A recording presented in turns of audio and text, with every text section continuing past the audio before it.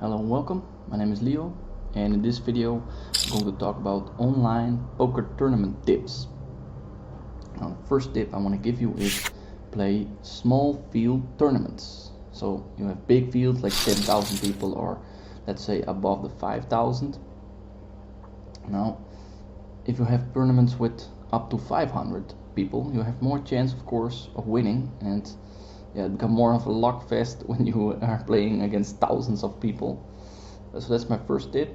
My second tip is in the early stages, so when the tournament is just starting, play hands that can hit monsters. So which hands I mean is suited connectors, pocket pairs, and of course ace and your kings. Why is this? Because if you have ace queen, for example, you're 100 big blinds deep, it's unnecessary to get your whole stack in by the river and seeing that you get beat by 2 pair or something, So keep the ace queens, etc. for when when your chips are a little bit less. So let's say, for example, around 40 to 30 big blinds. Of course, it's becoming a very good hand, but when you're 100 big blinds or deeper, then ace queen is a decent hand, but not a good hand. You can steal small pots with it and play small pots, but not too large. Middle stage tournament strategy, that's when the antes become coming in play. It's become more and more important for you to steal the antes and the blinds. So don't do it relentlessly, but start to watch your opponents start to loosen up and really try to steal them, because it will make a large impact of how long you last. And if you last longer, you will end up more often in the money and make more chance of hitting that final table. Then we have the bubble play.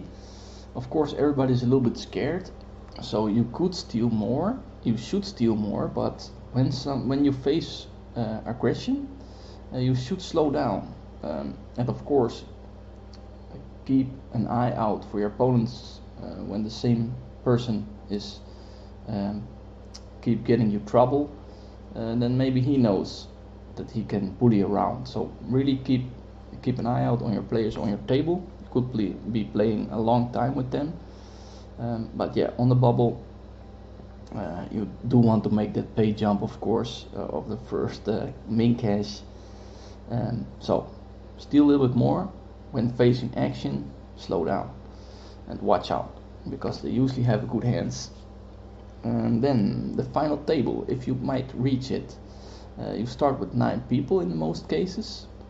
Play very tight in the beginning, and when there's about 6 players left, start to open up and start to become a little bit looser, and then you really start to play for the top 3 finishes. And if you just wait it out and wait for good hands, it's more difficult to end up in first place.